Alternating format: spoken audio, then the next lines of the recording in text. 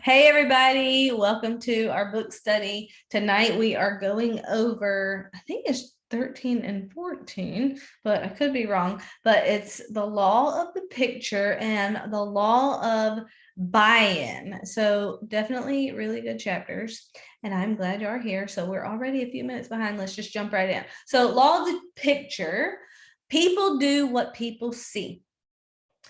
Another way to say this is the speed of the leader is the speed of the pack. And I see where Kayleen is on, so let me make her the co-host real quick. Okay, speed of the leader is speed of the team. So good leaders are always conscious of the fact that they are setting an example for others and that other people are going to do what they do for better or for worse. And in general, the better the leader's actions, then obviously the better their people's, right? So when leaders show the way with the right actions, generally their followers copy them and succeed. So here is how you can gauge if you are strong in the law of picture, in the law of the picture or not. Just ask yourself this question. What would happen to your business if people on your team only did in their business what you are doing in yours? If you cannot answer, we would all be millionaires, then you need to improve in this area. Okay? And to be quite honest with you, that's most people. Most people need to improve in this area. I can name a handful that are really doing well, that this one is their strength. They constantly lead from the front, no matter what. But most people have room for growth in this one. So I hope that you will lean in for this one and write down the questions for self-reflection that I'm going to ask you and think about them. And then think about how you can improve in this area because it's super important. So your team is not going to outperform you typically. If I were to ask you, what's the one area that you'd love to see your team improve in? You probably would know exactly what that is, but would you automatically analyze yourself and how you are doing in this area that you wish your team would improve in? I certainly hope so. People are going to do what you do, not what you say, and definitely not what you hope. Leaders who are strong in the law of the picture help their people perform at the highest level because they lead from the front. They set the example. They take risks and put themselves out there along with their people. So first question for self-reflection tonight is, what are you doing every day in the pillar of recruiting? You guys know there are 4 pillars to this business, right? 4 main skill sets that you have to master if you're on a path to financial freedom, okay? What are you doing every day in the pillar of recruiting? If your whole team was doing the same thing in the area of recruiting every single day, what would your business look like 6 months from now? What about retention? What are you doing every single day for the pillar of retention? And if your whole team was doing the same thing every day in this pillar, what would your business look like 6 months from now? What about duplication? Sharing the opportunity with people, getting newbies who are interested in making money off to a strong start, creating business builders. If your whole team was doing the same thing every day in this pillar of duplication that you are currently doing, what would your business look like 6 months from now?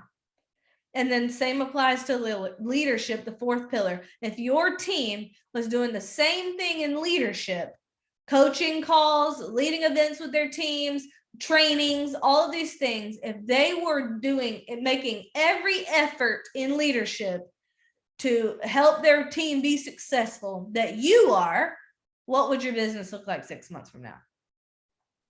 Next question for self-reflection is this: What do you need to work on so that you can teach others to do the same?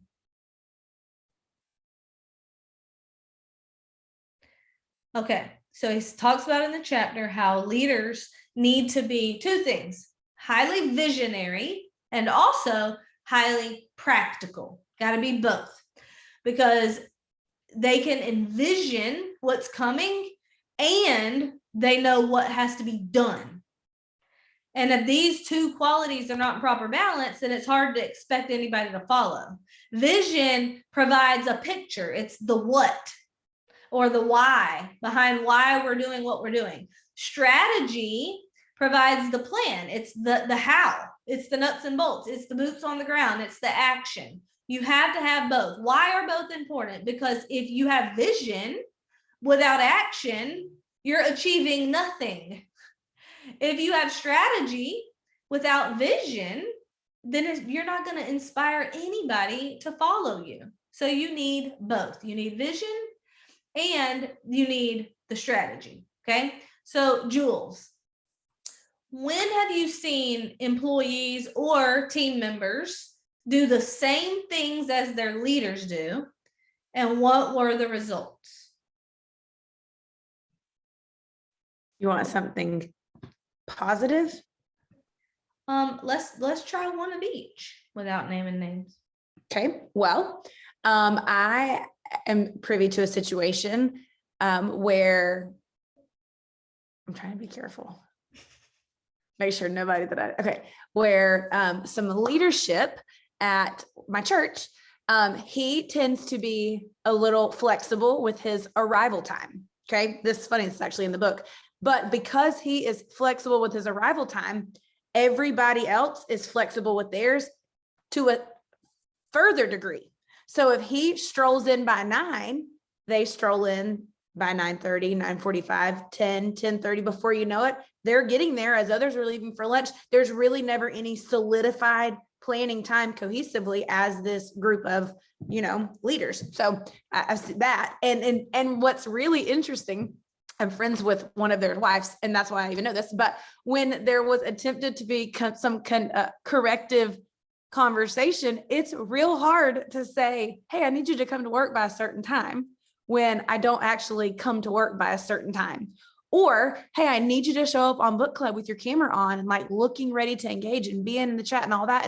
But as a leader, like sometimes I'm not even on, let alone my camera's not on. And so, I mean, I've seen it play out a million different ways, but I thought that was interesting. That is a conversation that I had with this wife recently. So they're working on it though, y'all. They're working on it. And they also read in this book. Wonder who gave them that idea.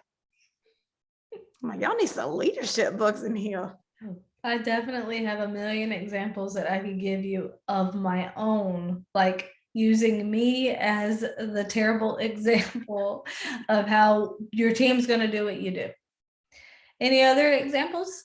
Maybe a positive one? Well, I was thinking back during back office Mageddon several years ago.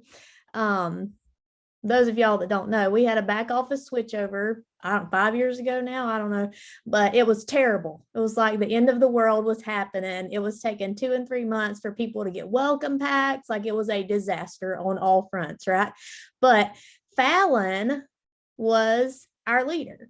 And we saw teams all around us like completely shutting down, freaking out, falling apart. And she was determined that we were going to hold the line, stand strong, have a good attitude, tell people all the million reasons why it was worth waiting 3 months for their welcome pack to come, right? And that trickled down in our team, and we were growing like crazy. Fallon went diamond during that time, right? Emerald. Emerald, yeah. Yep. So like she was growing like crazy, and it was because of her leadership and her attitude. Her team followed what she did. I mean, we followed suit with what she did, and instead of falling apart and losing all these people, we were actually growing like exponentially during that time. So that is definitely the biggest example that comes to my mind. Yeah, same here. And a lighthouse is not needed on a sunny day, right? Needed during a storm the most. And she was definitely a picture of strength during that difficult time. And so I think we all were looking for a lighthouse in that moment. And she was that. And so I'm very grateful. But guys, you can give all the motivational speeches in the world, but if your people don't see you putting forth your best effort every single day, they're not going to either. And side note, this also applies to parenting and marriage. I love when John Maxwell says in the book, no matter what we taught our children, they insisted on behaving like us. How frustrating. Ain't that the truth? So if you want your kids to not bicker on the way to school or getting ready for church or any other time, or if you just want them to have a good attitude in the mornings or just whatever the case may be, we have to check ourselves, right? It always starts with us, the leader. So leaders tell but never teach until they practice what they preach. He says, do not be a travel agent who is sending people to places that they have never been and trying to sell places and experiences that they've never actually walked through themselves. Be more like a tour guide. Somebody who has walked the path and has lived to tell you about it.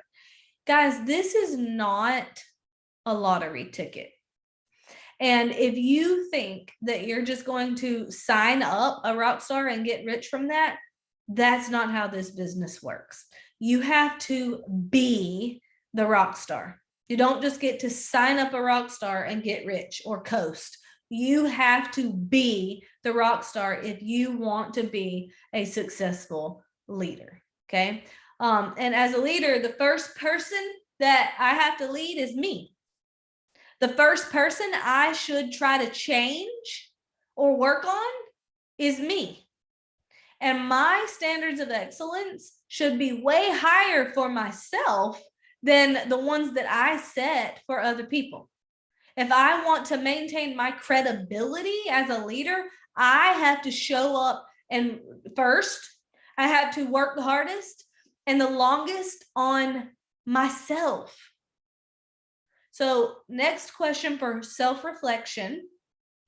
How much time are you spending working on yourself?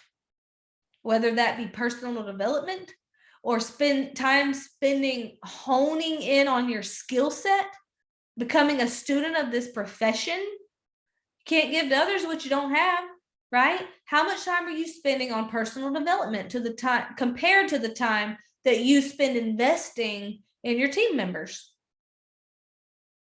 Now, I'm not saying that it should be more time, but I am saying it should be a priority. It should be a top priority. It doesn't mean it has to take more time, but it does mean it should be a bigger priority. It's kind of like saying, if I'm putting God first in my life, does that mean I spend all my time praying and reading my Bible? No. If I'm putting God first, I am doing the things He's called me to do. It doesn't mean that my time all goes specifically one-on-one to God. And same thing here. Are you making working on yourself the top priority? And like I said, it doesn't mean that it has to take more time, but you should be able to notice, you should be able to discern, is working on myself, honing in on my skill set, developing myself as a person, as a leader, developing my character, becoming more like Christ. Is that more of a priority to me than trying to change everybody around me? Another question for self-reflection. Speaking of refining your skills, honing in on your processes, because those are all ways that you should spend thinking about how can I improve, but how duplicatable are you? I really want you to write this down and think about this question, because if it's working for you, but it's not working for your team, it ain't working in this business. Would you be able to show somebody exactly what you are doing that is bringing you results? Whether that's posting effectively on social media, or recruiting, or retaining, or creating business builders, or the people that you do have that want to work the business, they're ranking up. would you be able to duplicate your processes? So this is what I mean by the first person you have to lead well is yourself. If you don't understand how you are being successful, or if you don't know what's holding you back because you don't know how to develop business builders, how much time are you spending honing in on that skill set? And if you are being successful at recruiting, retaining, and duplicating, or having people on your team ranking up leadership, how much time are you spending making that duplicatable?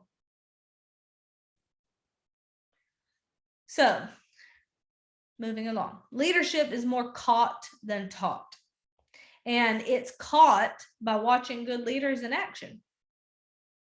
The majority of leaders emerge not because they're born that way naturally, but because of the impact that another leader who modeled leadership before them had on them and even possibly mentored them. There was like a poll he did in the book. The 85% of leaders said that they became a leader because of the impact of another leader. And that's definitely true for me. I know it's true for my upline too. So I'm very thankful for that we've had strong leaders to learn from. And guys, you do too. You have strong leaders to learn from. All right, when times are tough and uncertainty is high and chaos threatens to overwhelm everybody, followers need a clear picture from their leaders the most. That's when they need a leader who embraces the law of the picture more than any other time. The living picture that they see in their leader produces energy. It produces positive mindset. It produces passion. It produces motivation to keep going. And I had a note here to share with you the back office story that Emily mentioned earlier, but that really was a story a perfect shining example of law of the picture. So you basically are now like the president of the United States to your team. When the president of the United States makes a facial expression, it can affect the stock market. Like literally a facial expression can affect so many lives, okay? People watch and analyze his every move, his every word, his anything, any kind of communication, verbal or nonverbal, it doesn't matter. Everything coming from him, it impacts people, millions of people, okay? So obviously our role is not quite as important as the president of the United States. However, to your team, it matters. Your verbal and nonverbal communication matters, and it affects them greatly.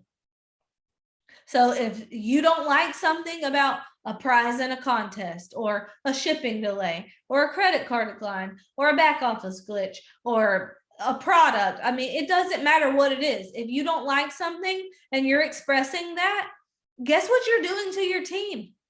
You're like literally shooting yourself in the foot. Your team needs you to have a positive attitude always, even in the midst of uncertainty, especially in the face of adversity. Okay? The leaders who make the greatest impact are those who lead well in the midst of uncertainty or adversity. This was an interesting point from the book. Leaders are responsible for the performance of their people. Now, not totally responsible, but they are about as responsible as a personal trainer at a gym is for their clients' results.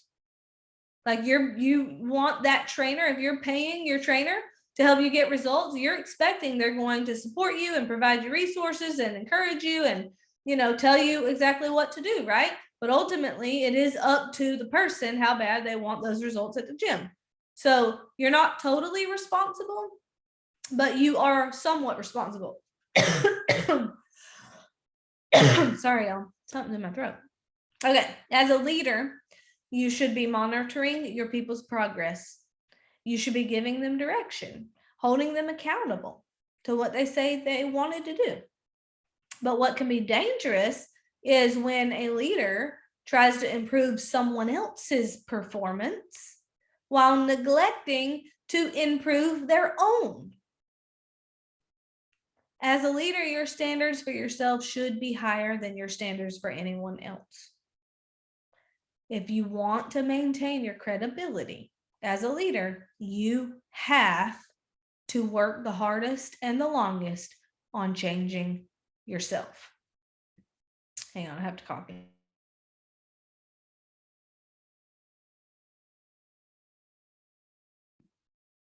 Okay. What are a few things? This is your homework. I want you to write this down and think about it this week. But what are a few things, 3 to 5 things that you wish your people did better? Now grade your performance of these things, or if you're really brave, have someone else grade you. All right, that's the law of the picture. Chapter 14, the law of buy-in. So people buy into the leader first, and then they buy into the vision. So Jules, lots more discussion on this chapter. First chapter was a lot of personal reflection, but this chapter, more discussion. So let's start by talking about how important is vision in leadership. Vision is the most important, I think. Sorry, I was going to say Go how ahead, Stooch. you have. And I put a cough drop in, like my cough drop was going to help Brittany. I was like, oh, she needs a cough drop. It's the most important. Without vision, you cannot show somebody where they can go if you have no vision. If you lack vision, if you're a blind leader with no vision, first of all, it's going to be real hard for you to get anybody to agree to go anywhere with you. Second of all, the first time that the ground shakes a little bit, or somebody says, no, don't go that way, go the other way. Or the first time somebody says, have you thought this through? That person's going to tuck tail and run because you have no vision.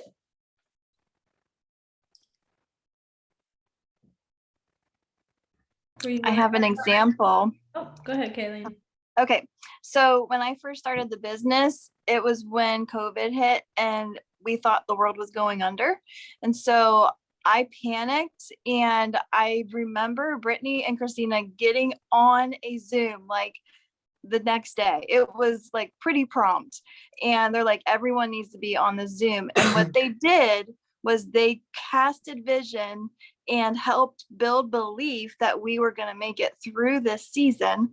And they brought out the facts that with the last economy fallout, that was when network marketing skyrocketed. And so that was the vision that I needed for me to continue the course, when my mind was telling me, like, I can't ask people to buy my products when they're losing their jobs. So that was a really big example to me. Love that, Kayleen. So good. Michelle, were you going to say something about vision?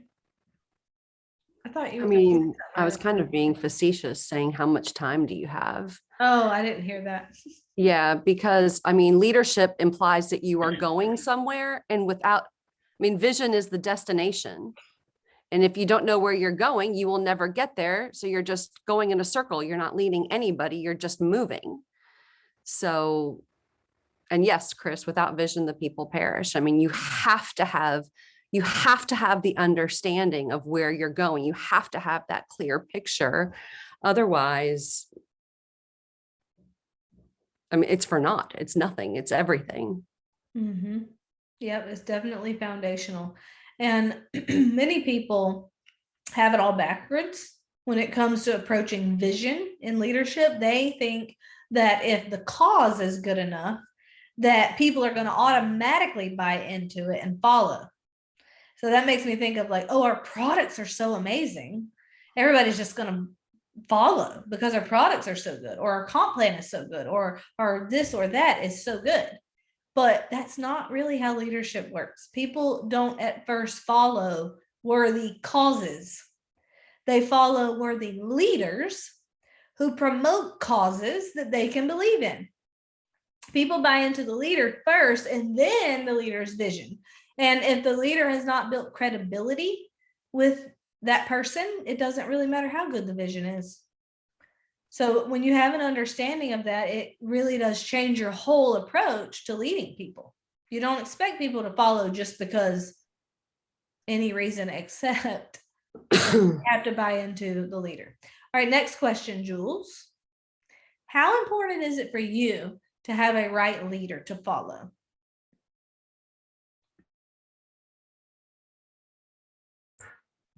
I mean, it's really important for me. I mean, I had zero vision when I started this, zero belief in myself. And so I really I'm so very grateful. I had a very strong vision casting leader to follow. Like, I don't think I would have done this if it weren't, I mean, I know I would not have done it if my leader was not so strong in that area, and then just helping me build my belief. Like, it's really, really important. I agree. I'm the same. Anybody I'm else? gonna say super important. Very carefully how I say, but super important, because you can have a leader who thinks they may get it, but when it comes down to things, needs growth and needs vision and needs the things. And when hard times come, they might dip out. And you can have a leader who is strong, who is solid, who is putting in time for growth and has vision and knows where they're going and wants to take all the people with them and raise the people up.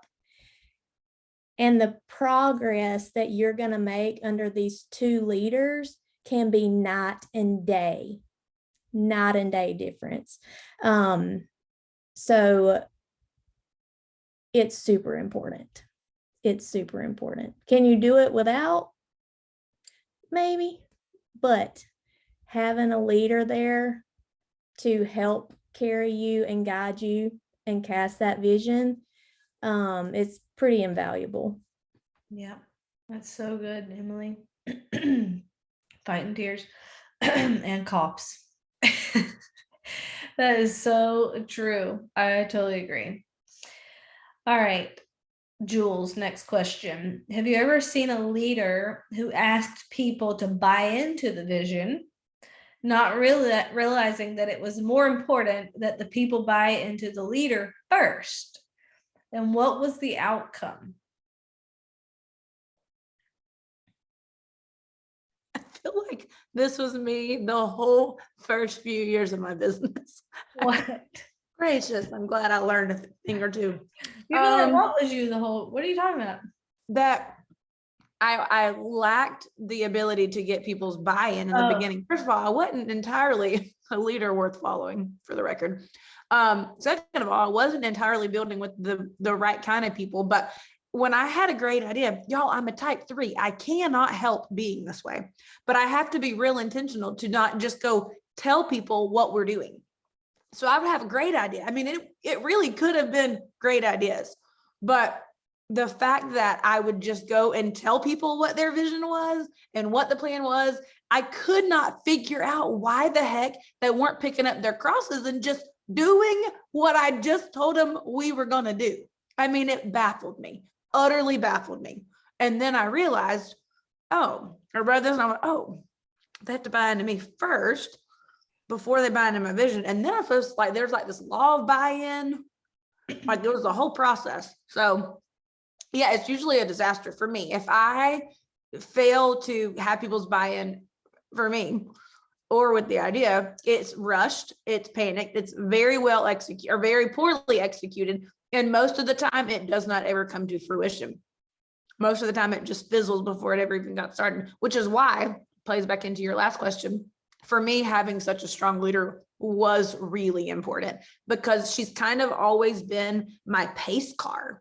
Like her vision has always been solid. I always knew where we were going. Maybe not ever how we would get there, but pace car. And she caused me to stop and think analytically in my business and, okay, how, if this is what we want to get accomplished, what's the best way to do that? What's the vision for the process? And how do I get people who are eager to participate in the process, not who are just being forced to, but those who want to be in the process, because then they'll do more than you expect. They'll work harder than you need them to. That's where the overtime comes in, and they're just willing to do and all that. So anyways, I always think of you as like the pace car in my business. Well, thanks. I'm gonna take that as a compliment. I don't know what pace car means. You don't know what a pace car is in NASCAR? No, I don't watch NASCAR. Okay, but I know you mean that as a compliment. I can tell by your body language that that was meant in the nicest way possible. So I want to receive that. Okay. All right. There's no magic tool that's gonna make you successful. Like the tool alone. There's no magic anything that in and of itself is gonna make you successful. There's no magic training that you can get your people to watch that alone is going to make you successful. I know Eric Worre says that what stands between you and $1 million is getting 20 people in a room. He's totally ignoring the law of buy-in, because listen, I'm telling you, I've had 20 people in a room and they don't all stay, right? They don't. A few do, but they are generally the ones who've bought into me as a leader, that I've done the work of getting the buy-in. Okay. So for people to want to take this journey with you, especially, it's one thing for people to buy products from you because all they're risking is money. But for somebody to want to take this journey with you, they have to buy into you as a leader. And then he says in his book, he didn't know we message people, but he literally said, every message that people receive is filtered through the messenger who delivers it. Hang on.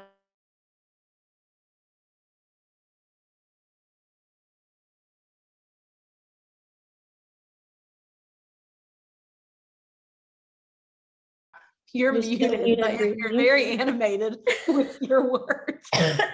Okay, that obviously was not meant to be heard. Okay, so anyways, every message that people receive is filtered through the messenger who delivers it. So what that means is you're not really selling Plexus. If you want people to join you in this business, you have to sell you. And this goes for the products too, but especially for the opportunity. People do not want to join your team. People do not even want to join your company. They are joining you, the person. And when people believe in their leader and in the leader's vision, they're going to follow their leader no matter how bad conditions get or how much the odds are stacked against them. And it does make me think about the back office changeover once more, because the odds were stacked against us. They really were, but we were still winning. There's a lot of other times in Plexus that this has happened too, but I'm just thankful that I've had a strong leader through that. Okay, Jules, why might you stay with a leader whose vision began to depart from what it was when you first began following that leader?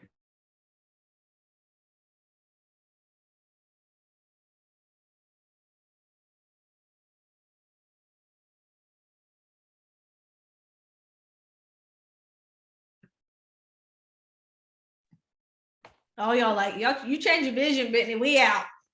We out. Because I trust you. Yeah. Yeah, trust. Yes. Well, and usually there's some sort of usually deep connected relationship there. I mean, you've bought into that person, like you're kind of in it to win it with them, you know? And so even if they start to waver or stray, you're not sure where you're, you know, where do I go? Do I stay? What do I do? And unless there is another strong leader to show you the right way, you may go with that person. So it just depends on how strong your belief is and who else you have in your life that can kind of guide you along the way? What other leaders you have that you can, look into that you've also bought into? Can you repeat the question? Yes. The question was, why might you stay with a leader whose vision began to depart from what it was when you first began following that leader? And I think Michelle nailed it, and Emily. I mean, just trust. It boils down to trust. And we already talked about the law of solid ground, which has to do with trust. But I mean, that really is what it boils down to. And I'm not saying like this leader leaves the company or anything like that, but like vision, it can shift over time. It can evolve. And you'll see, like, sometimes you'll see a leader leave an organization. It could be like a church, it could be a sports team. Like, and you'll see athletes say, well, I'm not going to play for anybody but that coach. They bought into their leader, right? So, Jules, let's talk about how to get people to buy into you. So, how do we do that? How do you get someone to buy into you as a leader? What do you actually do? Well, I was going to say trust, like Michelle said, but for me, the reason I would be willing to trust a change in your vision, which goes into how you get people to buy into you, is credibility. Like, you've got proven results. So I'm willing to be flexible on the specifics of the vision because I know that you have credible results. You have a history of success there. So I think one way that I help my team buy into me is I just try to get results, and whatever it is I'm trying to show them is possible. I just am willing to do what it takes to get those results so I can say, see, this is what I'm doing. This is why I'm also wanting you to do this, because I know this works. Here's how I know it works. I did it. I'm doing it. So that is one way. I'm transparent with what I'm doing so that they understand that I'm not a single time ever in my business going to ask them to do something that I'm not currently doing and willing to continue to do. Yes. I think placing the value on your team and not on yourself. So they know that I am for them and I am willing to do whatever it takes to help them reach their potential. And so when it's about them, it eliminates the trust factor, because it's not about building up my own self, but it's about working with them to help them reach their goals. So I think making it about my team is really important. And then just having that transparency and that willingness to be vulnerable. So, we had talked about this in the Ruby Mastermind, we're going to fail forward. And so, if I'm not willing to talk about my failures in front of them, then they're not going to know that it's a realistic expectation that it's just going to happen. And, I was able to push through it to get where I am. They can do that too. So good. Yep. All right. So how else do you get buy-in from people? How do you get people to buy into you as a leader? I think you have to show up, right? You can't say that you want things done a certain way or you want them to do things when you're not doing it yourself consistently, right? So you have to show up and be that leader. And then I also think connection plays a big piece, right? A big role outside of Plexus. Like, get to know their kids, get to know their husbands, understand what they prefer, understand what makes them tick, what are their goals. So it really is, it's twofold. They're getting to know you, you're getting to know them, and then they're buying into you, you're buying into them. It's kind of this mutual thing that happens. And then, like Christina said, what did you say? Being transparent and just letting people know it's going to be a hard journey, but if you're willing to do the hard work, it's going to pay off, and here's the potential that I see in you. So just really breathing life into them all around, all areas. Yeah, that's so good, April. I love that. How do you get people to buy into you as a leader? Well, first of all, you had to act like a leader and show up consistently. But developing relationships with people, that was at the top of my list here. I really do think that's the most important when it comes to buy-in, is that people have to know you care about them. That, like Kayleen said, it's about them. It's not about you all the time. What else? How else do you get somebody to buy into you as a leader?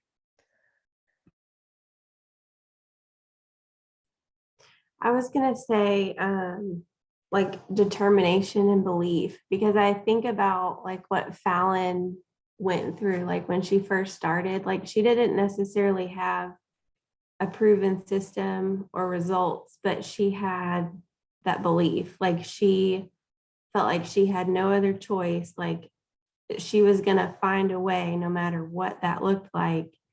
And she was gonna figure it out. And then you followed her because of that. Like, so I feel like at the core, it's belief. That's so good, Tina. I totally 100,000% agree. Because nobody heeds the call of an uncertain trumpet, right? And it goes back to what Michelle was saying earlier about vision. If you don't know where you're going, what makes people want to follow you? You're not inspiring anybody if you don't have belief. So yeah, that's really important. How else do you get people to buy into you as a leader? We already talked about being honest and developing trust. Trust is a bedrock of any relationship. It's foundational. What else? I think it's like being willing to step out of just being a friend and a leader, but also being a coach. Yeah. So giving them tough love sometimes, or asking the hard questions, to show that we really are here to help them move forward as a leader and in their own business. Yes, Abby, I wrote that down too. I wrote developing them as leaders. I mean, that's basically what you just said. You develop them, you hold them accountable, you show tough love when necessary, you coach them, and you just are supporting them in reaching their goals.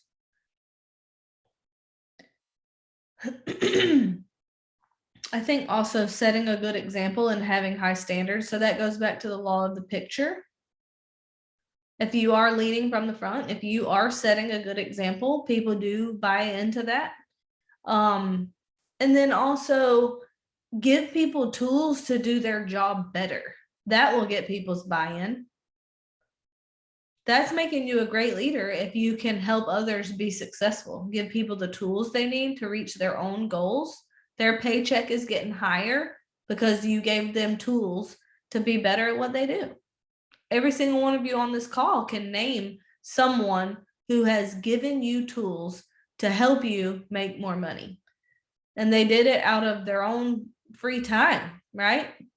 Spending hours and hours preparing a team call or a book study or being a jewel trainer, right? That's pouring into people company-wide that are not even in your downline. So you're definitely going to get people's buy-in when you are giving them tools to help them be more effective. Okay, you need to develop a strategy with every single person.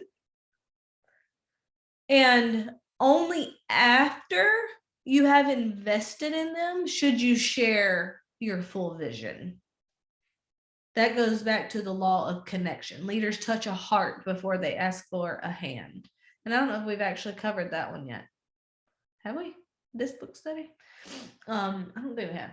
But anyways, you don't ask for people's help in achieving your vision until after you've already invested in them. All right, so here's the buy-in process. This is generally how it goes. A person has a problem, and comes along a leader who sees the problem and the potential. And the leader has a plan, and the leader believes in the person and their future. And then the leader shares that belief with that person. And then the person believes in the leader's belief. And then the person buys into the leader. That's generally how that process goes. So, question for self-reflection. Have you ever cast vision and not had people buy into it and follow? And how do you think your leadership could have affected the response that you received? Why would people not buy in to your vision? Jules, do you have a vision for your leadership in your organization? Why do you lead? What are you trying to accomplish here? And is that vision worthy of your time and your effort? I'm just curious. Why are you leading? Because I want people to have what I have. I want people to have what I have. I want, not even just on this team. I mean, it's why I am a dual trainer or whatever. Like, I want other people to have the opportunity to have what we have. I mean, my vision, my ideal vision would be 10 personally sponsored level 1 jewels combined between my diamond account and my reentry account. I feel like the amount, like the thousands of lives impacted by 10 level 1 diamonds would be, man, something that you could leave a mark on the world. It will matter, 100 years from now, it'll matter. So I think it's worthy. And it is what fuels me to get up and read at 6:15 in the morning when it is not my favorite thing to do, or go have lunch dates with total strangers like I did today. Yeah, so that's why. And I want, even more than that, not more, as much as that, I want people's kids to get to have the kind of lives that my kids are going to get to have, and the kind of experiences that they get to have. And I see sisters like Abby and April having impromptu little snowbird vacations. And I'm like, oh man, I know so-and-so and her sister, they would love to get to do something like that or whatever. I just want there to be things and opportunities and whatever. Awesome. Love it. I'll go. I mean, pretty much all that she just said, but I want to lead because I want to help people see just the potential that they have. And I mean, I think about my life before Christina ever stepped into it and rocked it all crazy. But it was just, I mean, I was just living to get by, and not saying that I wasn't happy, but I just wasn't thriving and using the potential that God gave me. And that's how most people live. And with Plexus, we have this great platform to just do so much more. And so I just want to help people see that they were created for more. So. Well, thank you, Terry, for that fabulous segue, because it's not just about it's absolutely living out of my purpose. Exactly. To help people be and do all that God has for them. Plexus is a nice platform for all that God has for them. I mean, I'm talking about exactly what you said, Terry: potential, impact, purpose, legacy, transforming generations. And God has given me a lot, and I dang well want to use everything he's given me to hear him say, well done, good and faithful servant, and give him back what he allowed me to have and do business with it well. So good, Michelle.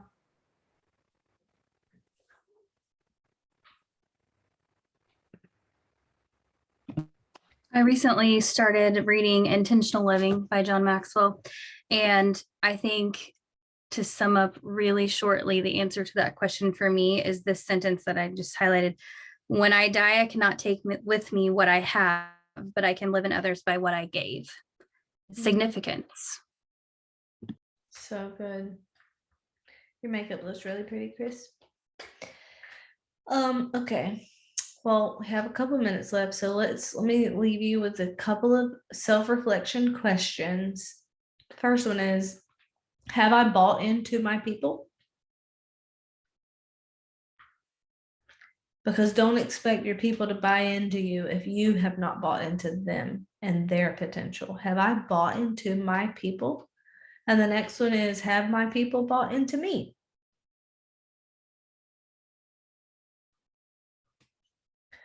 And then last question for Jules, and we'll end on this. How do you continue to work on relationships with other people once they have bought into you as a leader? What happens if you stop those investments? I think clear and direct, honest communication is how you continue that relationship. I mean, anybody can tell somebody what they want to hear. I think that the relationship is fostered when you're willing to tell somebody what they need to hear. Mm-hmm. Working on that one still. Working on that.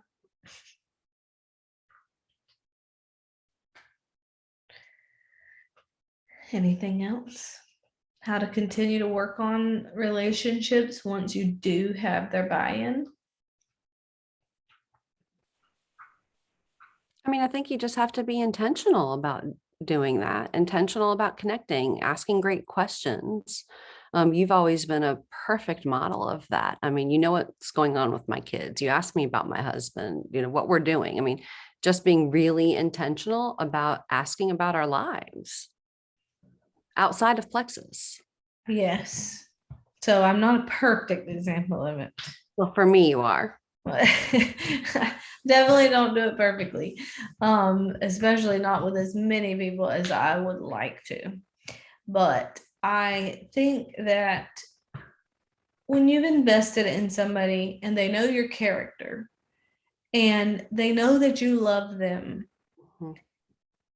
as time goes on, you may not be able to invest as much one-on-one time there as your team grows bigger and things like that. But I think if you have invested well on the front end, people should feel loved still. That's what I think.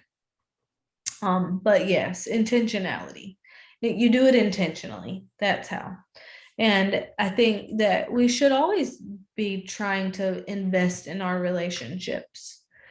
And I mean, I definitely battle the feeling of, oh my gosh, I'm not doing enough. I'm not doing enough. I battle the same feelings with my kids. But at the end of the day, we do have limited resources and we just have to be the best stewards that we can with what God's given us.